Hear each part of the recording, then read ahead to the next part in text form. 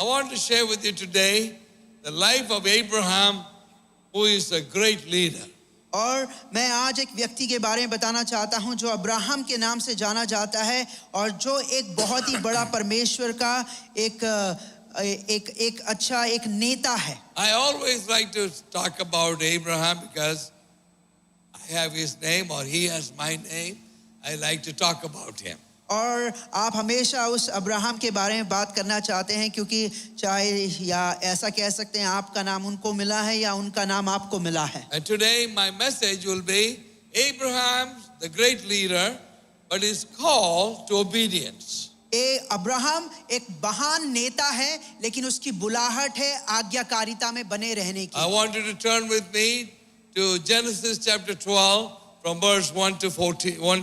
और आज के मनन के लिए हम निकालेंगे उत्पत्ति की किताब उसका 12वां अध्याय और पहली आयत से. The Lord had said to Abraham, get out of your country, from your family, and from your father's house, to a land that I will show you. I will make you a great nation. I will bless you and make your name great, and you shall be a blessing. And I will bless those who bless you, and I will curse him who curses you. And in you all the families of the earth shall be blessed. So Abraham departed as the Lord has spoken to him. यहोवा ने Abraham से कहा अपने देश और अपने कुटुंबियों और अपने पिता के घर को छोड़कर उस देश में चला जाओ जो मैं तुझे दिखाऊंगा. दूसरी आयत, और मैं तुझसे एक बड़ी जाति बनाऊंगा और तुझे आशीष दूंगा और तेरा नाम महान करूंगा और तू आशीष का मूल होगा. जो तुझे आशीर्वाद दे मैं उन्हें आशीष दूंगा और जो तुझे कोसे उसे मैं शाप दूंगा और भूमंडल के सारे कुल तेरे द्वारा आशीष पाएंगे. My dear friends, obedience is not an easy thing.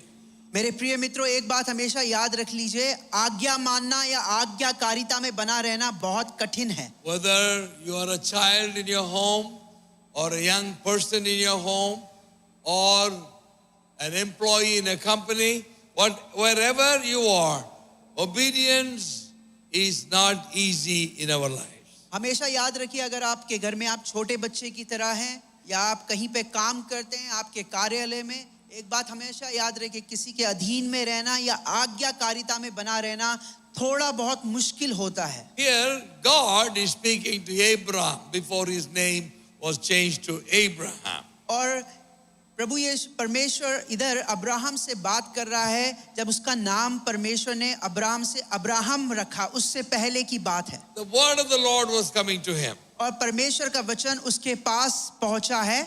And God is saying, और परमेश्वर कह रहा है, number one, पहली बात, you get out of your country. तू अपने देश से बाहर निकल के आ जा. Get away from your family. और अपने परिवार को छोड़ दे.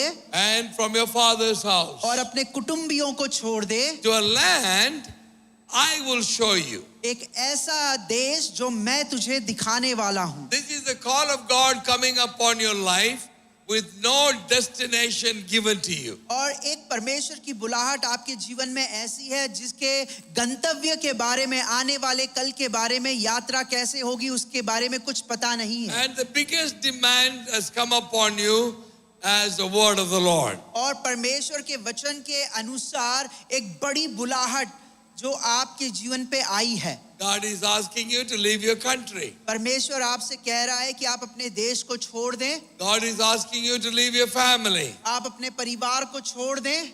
And your father's house. और अपने कुटुंबियों को छोड़ दें. In short, that God is asking you to get away from all the protection that you have in your life. और ये कुछ इस प्रकार से होगा कि आप अपने जीवन की सारी सुरक्षाएं, जो भी अच्छी बातें, उनको परे करते हुए आप एक अलग यात्रा में जा रहे हैं. I look at Abraham, as I said earlier, as a great leader. और जैसे मैंने आपको पहले बताया था कि अब्राहम एक बहुत ही बड़ा नेता है. But the question is, how did he become that great leader? लेकिन जो उसको नाम मिला है इतना महान नेता बनने का, वो कैसे उसके जीवन में उसने इस उपलब्धि को ग्रहण किया है. They're all dependent upon the demand upon his life to obey God in every word that God spoke to him. और परमेश्वर ने उसके जीवन में जो बुलाहट रखी है, उस बुलाहट की ये मांग है कि उसको हर बात में आज्ञाकारिता के साथ आगे बढ़ना है। Three things I want to touch on today as far as obedience is concerned. और जहां तक आज्ञाकारिता की बात की जाती है, मैं आपको 3 मुख्य बिंदु उसके लिए आपके सामने रखना चाहूंगा। Number one, obedience requires leaving all your familiarities and your comfort. और आज्ञाकारिता का पहला बिंदु इस प्रकार से होगा कि आपके पूरे ऐशो आराम को, आपकी पूरी सुरक्षा को छोड़ना है, अलग करना है। That is the demand of obedience. और यही है एक आज्ञाकारिता की मांग। We don't know what obedience is all about because we wanted to be in the comfort of everything that we know and our people around and the country that we know. और अगर हम अपने बारे में बात करें तो हम आज्ञाकारिता से बढ़कर हम ऐसा चाहते हैं कि हमारे घर बार के लोग, हमारे पास अच्छे ऐशो आराम, सारी चीजें हमारे पास होनी चाहिए। But the word of the Lord comes to every one of us and God demands you to let go of the things that you are holding on so close to your heart. और आज आज्ञाकारिता की मांग इस प्रकार है, परमेश्वर की बुलाहट के अंतर्गत, कि हमारे पूरे आराम को, हमारी पूरी बातों को हमें छोड़ना है। Amen. आमीन। Obedience demands leaving whatever is familiar and whatever that you have known in your life. और आज्ञाकारिता की मांग कुछ इस प्रकार से है कि जो आपको अच्छा दिखता है, आपको जो अच्छा लगता है, जो आपके अनुकूल परिस्थितियां हैं, उन सब से बाहर निकल के आपको आना है। Verse 2 and 3 are wonderful words of blessing. और दूसरी और तीसरी आयत 12वें अध्याय की वो एक आशीष के रूप में सुनने में अच्छी लग And रही we है। know that verse 2 and 3 comes only after verse 1. और पहली जो आयत से के बाद जो दूसरी और तीसरी आयत आती है, हमें पता है। If you don't obey verse 1, then verse 2 and verse 3 are not for you. अगर हम पहली आयत का आज्ञा नहीं मानेंगे तो दूसरी और तीसरी आयत की आशीष कभी जीवन में नहीं आएगी। Everybody would like to have verse 2 and 3 as blessing in their life. और हम सब लोग दूसरी और तीसरी आयत की सारी आशीष अपने जीवन में मांगते हैं या चाहत रखते हैं। But we don't know many people who are willing to obey verse 1. लेकिन हम में से बहुत से लोग ऐसे हैं जो पहली आयत की जो मांग है, आज के समय में हम वो नहीं करना चाहते हैं। In short, God is demanding you to leave everything behind. और छोटे शब्दों में कहें तो परमेश्वर अब्राहम को बोल रहा है, सारी बातें त्याग दे। But God said, but I have a plan. और परमेश्वर कह रहा है, एक योजना है मेरा तेरे लिए। I have a plan, a pathway for you to walk out of the known of your life, but to come to a place where the blessings are waiting for और you. परमेश्वर उससे कह रहा है कि मैंने तेरे लिए एक राजमार्ग तैयार कर रखा है, ये नहीं है उसको छोड़ करके इस राजमार्ग पे आना है जिसमें तेरे लिए आशीष है। Amen. आमीन। When you read in the book of Hebrews chapter 11, when it talks about the men of great faith, that it says, by faith Abraham left everything. और इब्रानियों की किताब आप जब पढ़ेंगे उसके 11वें अध्याय में आप वहां पे विश्वासियों के लोगों के बारे में पढ़ सकते हैं। और वहां पे अब्राहम के बारे में जिक्र किया गया है कि अब्राहम ने विश्वास से परमेश्वर के सारे वायदों को वो चला है। Why you are not wanting to leave your country? क्यों आप अपने Not देश to, don't want to leave. क्यों आप अपने देश और अपनी भूमि को छोड़ करके इधर परमेश्वर के राज्य में या उसके पीछे नहीं चलना Why चाहते? you don't want to leave your father's house? क्यों अपने पिता के आप परिवार को छोड़ना नहीं चाहते? Because we do not have enough faith in our heart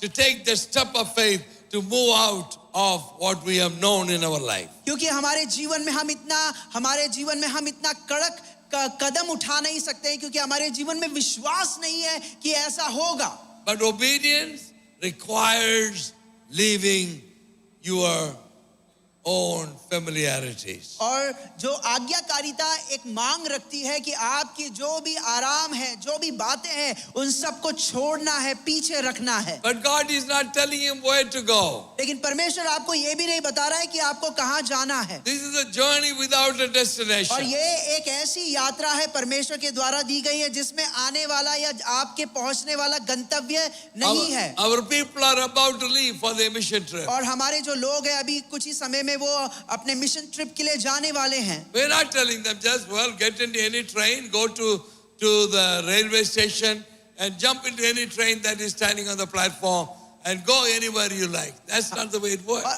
और हमने उनको यहाँ से प्रार्थना करके ऐसे किसी भी स्टेशन पे उतर जाइए, कोई सी भी ट्रेन पकड़ के कोई से भी राज्य में जा करके उतर जाइए, हमने उनको इस तरीके से नहीं भेजा है. They know where they are going. उन्हें पता है उन्हें कहाँ जाना है. They are going to go from here to a place called Jabalpur. और वो यहाँ से जबलपुर स्टेशन में जा रहे हैं. And then the people are waiting to receive them and take them by road from there to a place called Malachkand. और उसके बाद वो वहाँ पे कुछ लोग हैं जो जबलपुर में उनसे मुलाकात करेंगे और वहाँ से फिर वो उनको मलाजखंड की तरफ लेकर के जाएंगे. When they get there is a setup, there is an establishment there, the buildings are there, the people are there to cook for them, the place for them to stay, everything is organized, and that's where they're going today. और जहाँ पे जब वो जाएंगे मलाजखंड में, वहाँ पे हमारे पास्टर हैं और वहाँ पे पूरा उनके लिए सब रहने का ठिकाना कर रखा है, क्या खाएंगे, कितने दिन रहेंगे, किन लोगों से मिलेंगे, ये सारा का सारा उन्हें पहले से बता दिया गया है. Pastor Ranjit was kind to the people because we told them the destination. और पास्टर रंजीत और पास्टर अब्राहम वो तो बहुत ही उन्होंने उनके लिए आगे बढ़ के उनके लिए बता दिया है कि आपको कहाँ जाना है, कौन सा रास्ता चुनना है, कहाँ पे ठहरना है. But God was not very kind. लेकिन परमेश्वर कुछ इस प्रकार से नहीं था. अब्राहम की जब बात की जाए, God is asking to step out and go on a journey to a place. God says, I'll let you know later, but get out. That's what I want from you. लेकिन जब Abraham की बात आती है तो परमेश्वर ने Abraham से कहा कि अब्राहम तू अपने सारे कुटुंबियों परिवारों को छोड़ करके चला जा और ऐसे देश में जा मैं जो तुझे बताने वाला हूँ. When God spoke to me when I was just got married, when God said, this is the time for you to leave Kerala and go to North India. और जब आपने शादी करी और शादी के बाद परमेश्वर ने मुझसे कहा कि अब समय आ चुका है, तुझे केरल प्रदेश छोड़ना है और तुझे वहाँ दूसरी जगह में सेवकाई करने जाना है. The only problem was he did not tell me where to go. लेकिन परमेश्वर ने मुझे ये नहीं बताया था कि मुझे जाना कहाँ है केरला से निकल के. I got into the train and I started traveling. और मैं ट्रेन में चढ़ गया और यात्रा करने लगा. I went to all the various states here, Rajasthan, Uttar Pradesh, Bihar, Punjab, all these places I'm traveling, sitting in a hotel room praying. I said, God, where do you want me to be? और आप यात्रा करने के लिए निकले और उसके बाद जैसे राजस्थान है और यूपी है और ऐसे कई जगहों राज्यों में गए और होटल पे रुके, वहाँ पे प्रार्थना करी और मैं पूछ रहा हूँ परमेश्वर से, परमेश्वर तू कहाँ चाहता है कि मैं सेवकाई के लिए जाऊँ? God is not speaking to me. और परमेश्वर मुझसे बात तक नहीं कर रहा है. I moved, took the train, went to the next place. और फिर उसके बाद मैं ट्रेन में बैठ करके मैं दूसरे जगह में जाता हूँ. Finally, I came to the city of Delhi. और फिर अंत में मैं इस दिल्ली में आता हूँ. Not wanting to stay here, I did not hear. God was wanting me to come, but I came here to catch my train to go back to Kerala because I was disappointed. I did not know where God wanted me to be. और मुझे नहीं पता था कि परमेश्वर ने मेरे लिए यही जगह चुनी है. मैं यहाँ पे आया था क्योंकि मुझे यहाँ से वापस अपने प्रदेश केरल में जाने के लिए ट्रेन पकड़नी थी और मुझे कुछ पता नहीं था. I'm staying in a little hotel room, waiting to catch my train the following day. और उसके बाद मैं एक छोटे से होटल में रुका हुआ था और कुछ समय के बाद मुझे वहाँ से ट्रेन के लिए ट्रेन पकड़नी थी. That night God spoke to me. और उस रात परमेश्वर ने मुझसे बात करी. And God said to me, this is the place where I want you to be. और परमेश्वर ने मुझसे कहा साफ शब्दों में कि ये जो जगह है जहाँ पे मैं चाहता हूँ तू सेवकाई करेगा. I never ever thought of coming to Delhi and living in a city like Delhi. और मैंने कभी सोचा भी नहीं था कि मैं दिल्ली एक ऐसे जगह में आकर के परमेश्वर की सेवकाई करूंगा. I don't like big cities. और मुझे बड़े-बड़े शहरें पसंद नहीं है. I prefer to live in a place where you have the blue sky, nice beautiful paddy fields and a nice place to live. That's what I wanted. और मैं उन जगहों को पसंद करता हूँ जहाँ पे खुला आसमान है और ढेर सारे वहाँ पे खेत हैं, उनके आसपास रहने के लिए मैं पसंद करना चाहता हूँ. But that was not God's plan, but here I am after 46 years. Here I am staying in Delhi because God told me to stay in this place. और यही वो जगह थी जो परमेश्वर ने मुझे आज से 46 साल पहले परमेश्वर ने मुझे दर्शन के द्वारा मुझसे कहा था. Not quite as Abraham of the Bible, but I also traveled without knowing where God wanted me to be. और परमेश्वर भी कुछ मेरे लिए भी ऐसे ही था, जैसे अब्राहम के बारे में कि उसका कोई गंतव्य नहीं था, वो यात्रा पे निकल गया। मेरे लिए भी ऐसे ही था कि कोई यात्रा पे निकल गया हूं, लेकिन गंतव्य बताया नहीं है परमेश्वर ने। But I obeyed the Lord लेकिन परमेश्वर की मैंने आज्ञा मानी। and I left my home. मैं अपने घर को छोड़ दिया, I left my country. मैंने अपने देश को छोड़ दिया, I left my father's house. मैंने अपने पिता के घर को छोड़ दिया, I left all my family behind. और मैंने अपने पूरे कुटुंबियों को भी छोड़ दिया। Came to a place where I did not know what to expect in my life. और मैं एक ऐसी जगह पे आ गया जहां पे मुझे ये नहीं पता था कि मेरे जीवन में क्या होने वाला है। But when I obeyed verse 1 in my life, जब परमेश्वर के वचन के अनुसार मैंने पहली आयत का अनुसरण किया, and verse 2 and 3 became my blessing in my life. और तब अपने आप ही दूसरी और तीसरी और चौथी आयत मेरे लिए एक आशीष का कारण I बनी। came with a suitcase और जब मैं with my wife of 10 days after our marriage, we came to Delhi. और आप और आपकी पत्नी अपने शादी के सिर्फ 10 दिन के बाद यहाँ पे आए एक सूटकेस लेकर के। Didn't have much for ourselves.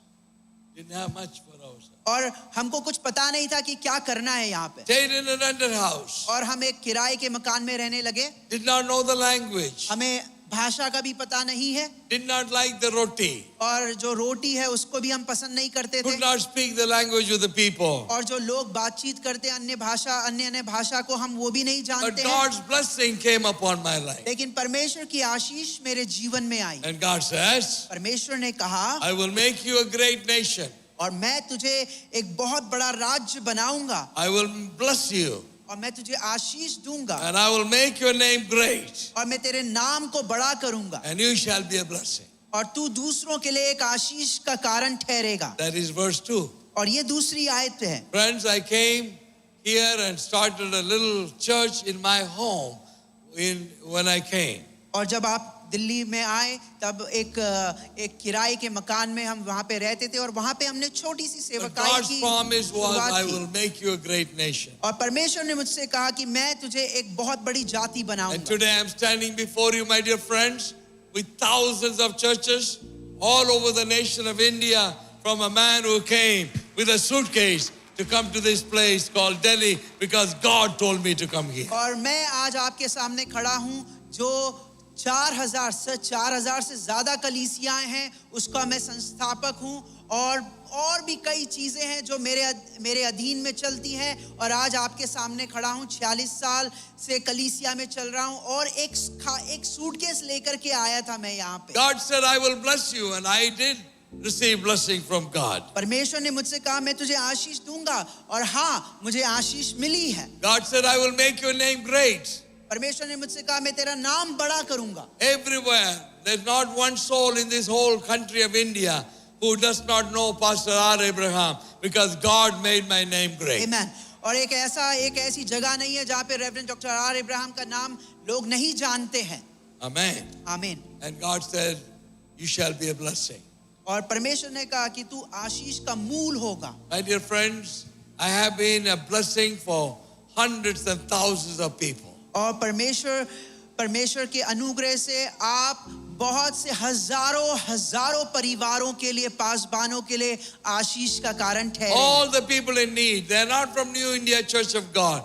People from every walk of life, they come to me for help, and I was there to be a blessing for all these people. और सिर्फ new India church of God की बात नहीं करते हैं, लेकिन इन दीवारों को, इनके दायरे को तोड़ते हुए, और बहुत से अन्य जाति के लोग हैं जिनको हम बोल भी नहीं सकते, नाम भी नहीं जानते, ऐसे लोग अंकल के पास आते हैं, हमारे वरिष्ठ पासबान के पास, और हर तरीके से उनको परमेश्वर के दास मदद देते हैं। People whosoever have walked into my office, whosoever knocked at the door of my house, I've never said no, but I've always helped the people because I believe that I'm a blessing to the people. Amen. और जिस किसी ने भी मेरे घर के दरवाजों को खटखटाया है, मेरे ऑफिस के दरवाजों को खटखटाया है, वो जब भी मुझसे मिलने आए, मैंने उनको खाली हाथ और बिना आशीर्वाद दिए हुए उनको मैंने कभी खाली हाथ नहीं भेजा है। Living is the biggest challenge in our life. और ये हमारे लिए एक बहुत बड़ी चुनौती है हमारे जीवन में। And that's where it begins, your obedience,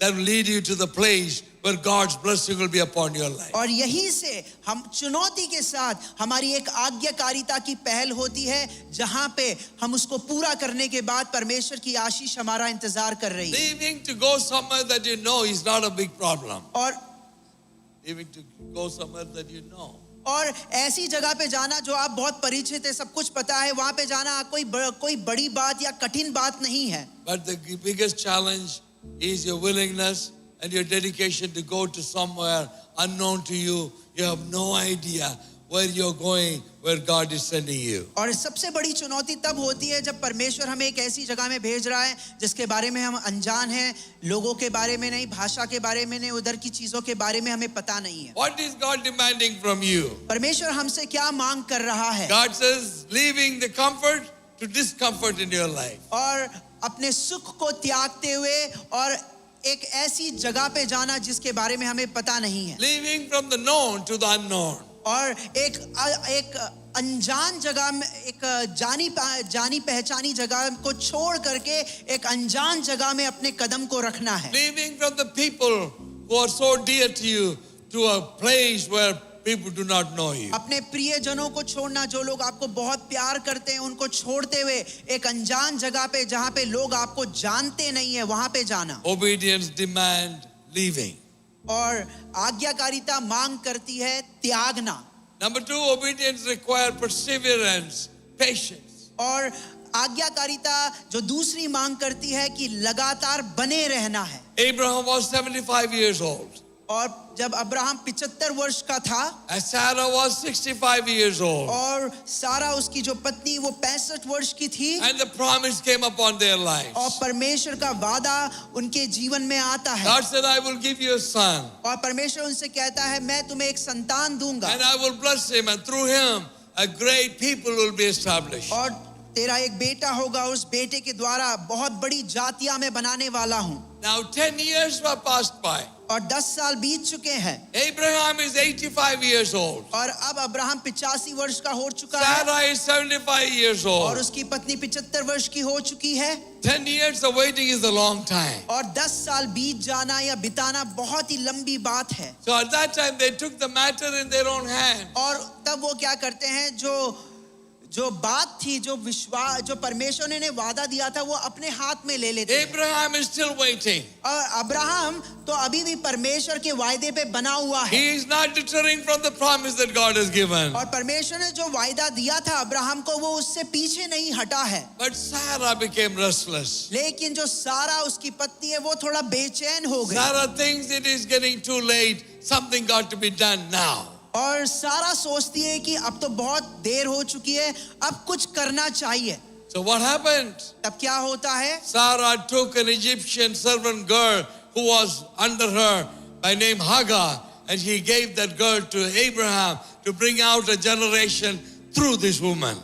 तो सारा एक काम करती है, एक मिद्यानी स्त्री जो उसके घर में उसके साथ काम करने वाली है, उसको बोलती है कि तू अब्राहम के पास चला जा और तेरे से एक बड़ी जाति बनेगी. That was not God's plan, but it was a man's plan. लेकिन वो परमेश्वर की योजना के अंतर्गत नहीं था, लेकिन वो मनुष्य की सोची हुई, एक समझी हुई एक योजना थी. While you're waiting for a long time, you become so desperate and you take matters in your hands and you deviate from God's plan in your life. और ऐसा होता है जब हमारे जीवन में कुछ होता नहीं है जिसके बारे में हम सोच रखते हैं, चाहत रखते हैं, हम परमेश्वर के बजाय हम उन चीजों को, उन बातों को अपने हाथ में लेना लग जाते हैं. Out of the man's thoughts and out of man's plans, here comes a boy by name Ishmael. और इंसान के द्वारा सोची समझी गई रचना या योजना जो इंसान ने सोची थी, उसके द्वारा एक पुत्र का जन्म होता है जिसका नाम इश्माइल रखा जाता One है. act of selfishness, one act of deviating from God's plan brought out an Ishmael which became the biggest problem in the history of this world. और जो परमेश्वर से अलग हटके और परमेश्वर की योजना के अंतर्गत नहीं आने वाली योजना का एक नया नाम बन जाता है इश्माइल. और वो आने वाले समय में एक बहुत बड़ी एक समस्या को एक नाम दिया जाता है. But all the trouble that you and I are facing in the world today is because of one act of disobedience from God's plan. And that created an Ishmael, and that created an enemy for Isaac, enemy of the Jewish people today. और हम सबको पता है कि एक जो परमेश्वर के पीछे नहीं चलने का या उसकी आज्ञा को नहीं मानने का नतीजा क्या हुआ कि इश्माइल का जन्म होता है और इश्माइल के द्वारा एक बहुत बड़ी जाति का निर्माण किया जाता है जो इसहाक जो वादे का जो पुत्र था उसके विरोध में वो लोग खड़े हैं, वो जाति खड़ी है। I'll share the third thing, then I will finish for today. और मैं तीसरी बात बता करके समाप्त करना चाहूंगा। Third one is in Genesis chapter 22, where God spoke to Abraham to take and sacrifice Isaac. और तीसरी बात यह है जो हम उत्पत्ति की किताब उसके 22वें अध्याय में पढ़ते हैं। And there the third one is obedience requires sacrifice. और तीसरी बात आप यहाँ पे पढ़ सकते हैं कि आज्ञा मानना वो उसका मतलब है कि आपको बलिदान चुकाना पड़ेगा। We will not be able to get to the level of God's blessings and the fulfillment of His promise in our life until you and I are willing to sacrifice. अगर हम अपने जीवन में तिरस्कार करना या बलिदान देना नहीं सीखेंगे तो हम परमेश्वर की जो आशीष का वो जो पड़ाव है वो कभी भी पार नहीं कर पाएंगे। I mean, I do not have the time to go through that amazing story of a father sacrificing his son in obedience to the call of God. और समय के मांग के वजह से मैं अपने आप को रोकना चाहूंगा, लेकिन बहुत एक विस्तार रूप से हम एक सुंदर कहानी देख सकते हैं एक पिता और बेटे की। Abraham was not excited to sacrifice his son, but he was heartbroken. लेकिन जो अब्राहम था वो अपने बेटे को जब बलिदान करने के लिए जा रहा था वो वहां पे खुश नहीं था। And you would not believe when God spoke to him to take his son and sacrifice, he will not share that to his wife Sarah because he knew that she will stop him. और जब परमेश्वर ने उसको कहा कि तेरे बेटे को बलिदान करना है तो वो खुश नहीं था, और इस बात को ये भी दिखाई देता है कि उसने अपनी पत्नी को भी नहीं बताया क्योंकि उसे पता था अगर वो अपनी पत्नी को बताएगा उसकी पत्नी उसे रोक देगी। Man, sometimes husbands, we have to keep the things away from our wives when God speaks to us and demand us to do a sacrifice.